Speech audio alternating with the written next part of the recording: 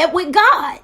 It immediately brought death to the relationship that they had with God. Not only did it bring death to the relationship that they had with God, but it also brought death to their own self-image and how they saw themselves. So people don't understand that when people walk away and they leave you and that death occurs, it's not just the death of the relationship, but as pastors, it's the death of how we see our own selves. You understand what I'm saying? Our self-image, you know what I mean? It changes. There's something that happens and occurs. You understand what I'm saying? In this death process of relationships, separation, because that's all death is. It is separation. You know what I'm saying? And that's a person being in one place and another person being in another place and no longer being together. And so we have to cope as pastors. We have to cope with all that. I mean, I know it's people who have left my church, and when, you know, people bring up their names, as much as I want to be mad, you understand what I'm saying, and try to figure out, you know, what could I have done? That goes and that deals with the death of my own self-image, of how I see myself. You understand what I'm saying? And so, I mean, it does something to you. It really does. So what do? We start thinking of things that we get busier. I think we get busier. We add more activity. We think of what it is that we could do to kind of give us, you know, replace, you know, that what we lost. You understand what I'm saying? And so, you know, and we got to talk about this, because it's always about the people leaving and their church hurt. But what about the pastors who have to stay in the place that where they've been hurt, right? And they are dealing with church hurt. And it's not that it's church hurt. It is hurt of dealing with people, and you only have to deal with them through the assignment that you have been given of ministry.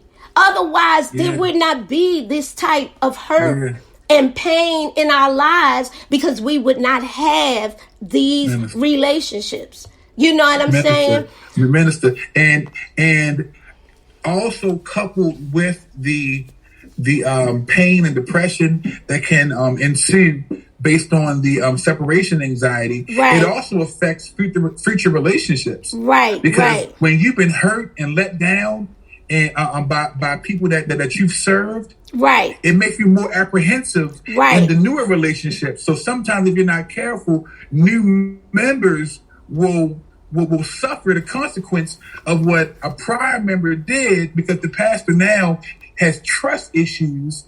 And so some members may be in the church right now and they're wondering why they can't connect to their pastor. It's not because your pastor is arrogant or obnoxious. No, the truth is, you know, Pastor Ray, that was deep. A pastor will die 1,000 deaths in their pastorate. Yes. You know what I mean? Or experience 1,000 deaths. You've had all these people that you love die in your life.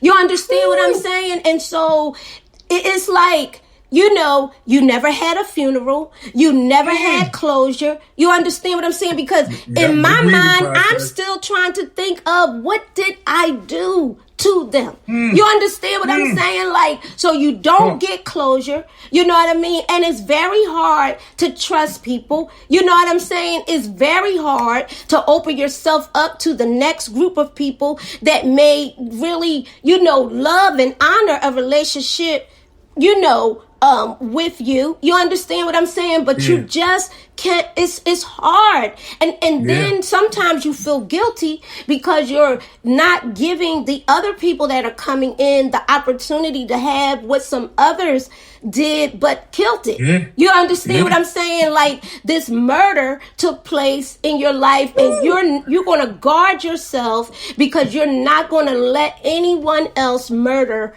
your assignment. Because what the enemy does, he uses people to kill what we've been put in place to do. And if some pastors have gotten to the point where that was actually murdered in them, to the point where they actually literally took their own lives. Like some pastors never came out of that. You understand what I'm saying? They never came out of, that death that occurred from, with people. And then they actually literally kill themselves. And so, it's a hard thing. It's a very hard thing. And I was looking at one of the comments, and I see that Bishop Martin was saying, can you replace what you really love? No. You cannot replace what you really love. You understand what I'm saying? I mean, even though there will be other people that come that you can love, but will you? You know what I'm saying? Because you're going to always guard yourself and keep what happened. You understand what I'm saying? And what you lost, or who you lost and how it affected you. You're going to keep that at the forefront of every relationship that you gain through ministry in the future. You understand what I'm saying? And so it really messes us up. And so this is the therapy that we need. You understand what I'm saying? Like, we need this. You know what I mean? We need this therapy. We need to be able to express. I mean, lately, since the pandemic and over the years, we've been taking hard hits. We've been made to look like tyrants, like slave masters, like, you know what I'm saying?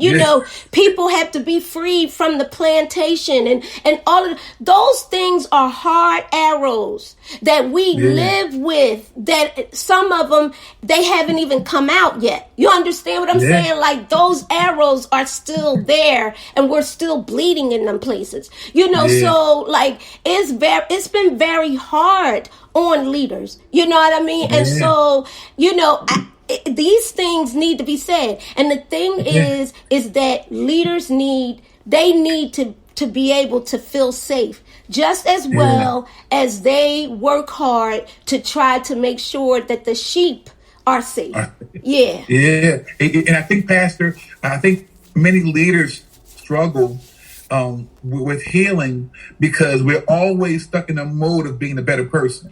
Absolutely. So even when people throw darts that just aren't true, they tell 1/3 of the story, So even when they leave, they don't tell the truth about what actually happened. And normally, the pastor suffers alone because we have to take the high road all the time. And the high road is a very painful road, because the truth is there are people in your life that they cannot be replaced. No, they can't. Sometimes, and the pain you feel often comes from the space that, I loved you from a real place.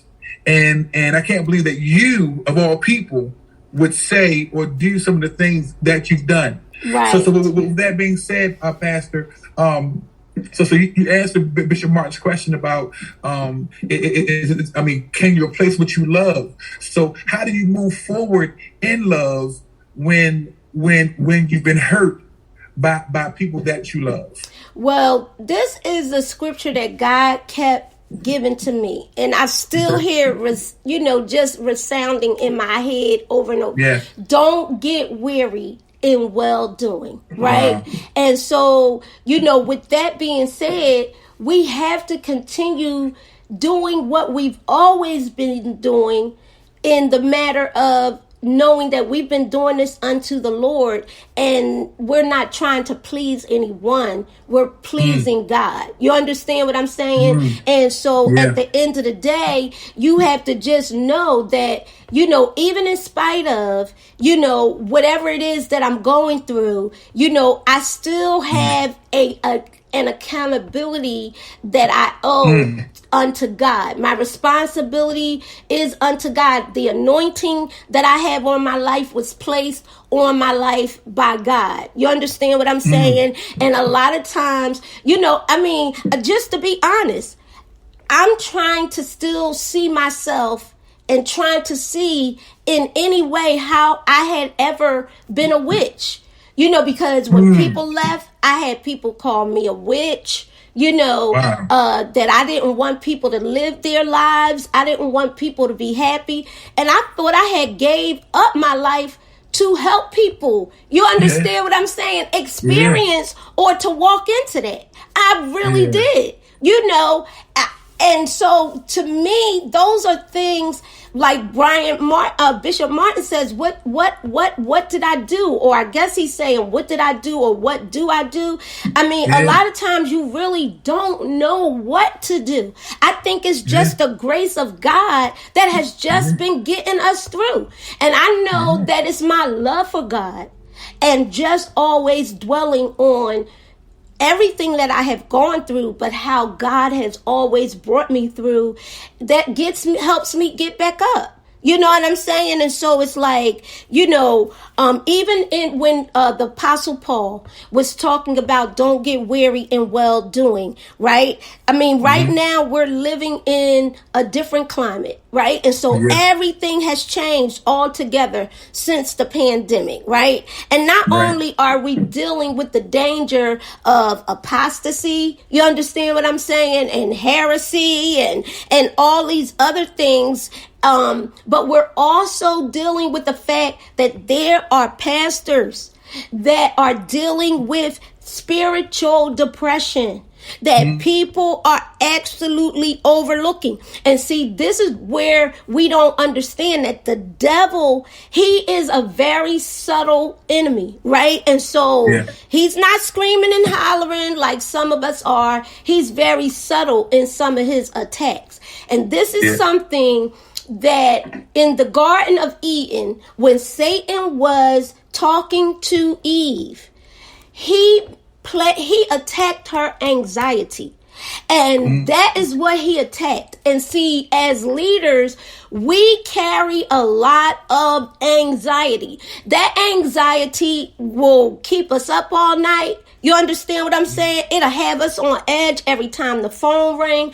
And what the enemy attacked was her anxiety. That anxiety is the possibilities. You see what I'm saying? So it's like the possibilities, either the fear of possibilities. That's when the enemy was talking to Eve about what God said, he attacked her anxiety. He attacked the fear of possibility. You understand what I'm saying? So like he attacked when he said, oh, you won't die.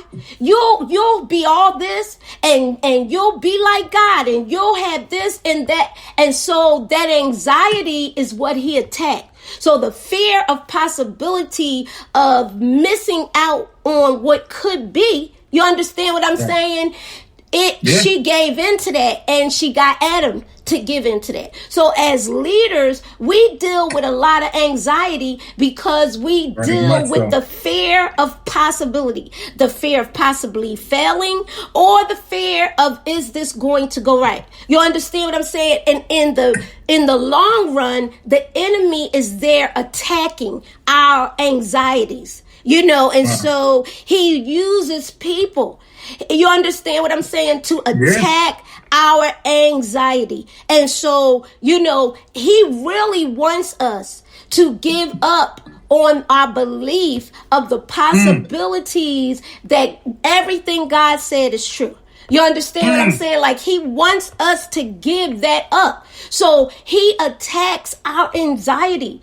That anxiety is nothing but possibility. And when it turns into the fear of possibility, the enemy comes in and he attacks that. Because one thing that we know, that with God, everything is possible. Right? And so, he messes with us with that. And that is the anxiety. He attacks our anxiety. He uses people, and even though we're going in the right direction, right, we still get weary and tired, right? And so, even though we're moving in the right direction, we're doing it tired. We're doing it broken. We're doing it while bleeding. It's like a woman who's having a menstrual, and at times women who, most women, all women have had menstrual cycles. So, but in the course of that, some women, through stress and different things going on,